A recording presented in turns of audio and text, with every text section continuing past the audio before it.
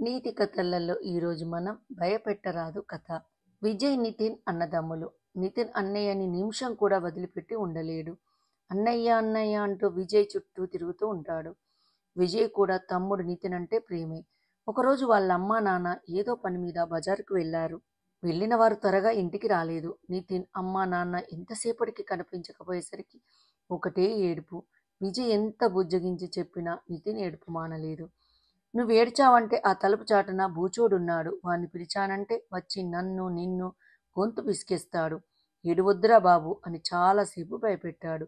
దాంతో నితిన్ భయపడి కళ్ళు గట్టిగా మూసుకొని విజయ్ ఒళ్ళో నిద్రపోయాడు.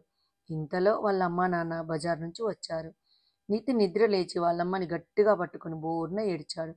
ఏమైందని అడిగింది. విజయ్ తన తమ్ముణ్ణి భయపెట్టిన విషయమంతా అమ్మతో చెప్పాడు. నితిన్ భయంగా తలుపు వైపు చూసి, అమ్మా భయమేస్తుంది. ఆ తలుపు చాటున బూచోడున్నాడు. వాడు వచ్చి నన్ను అన్నయ్యను గొంతు పిసికేస్తాడట. అన్నయ్య చెప్పాడు అన్నాడు ఏడుస్తూ. నితిన్ గజగజా వణికిపోతూ అమ్మతో చెప్పడం చూశాడు విజయ్. తను బెదిరించిన మాటలకు నితిన్ భయపడ్డాడని గ్రహించాడు. నితిన్ అంతా ఒట్టిదేరా, ఉత్తినే అలా చెప్పాను. చూడు, తలుపు చాటుకు నేను వెళ్ళి వస్తాను. బూచోడు లేడు, ఎవ్వడూ లేడు, నేనే అని సరదాగా నవ్వుతూ తలుపు చాటుకు వెళ్ళి చెప్పాడు విజయ్. అంతా ఒట్టిదని వాళ్ళ అమ్మా నాన్న కూడా నితిన్కి ధైర్యం చెప్పారు. నితిన్ వాళ్ళమ్మ ఎత్తుకొని ముద్దాడితే ధైర్యం వచ్చింది. మెల్లగా నడిచి తలుపు చాటునున్న విజయ్ దగ్గరికి వెళ్ళాడు.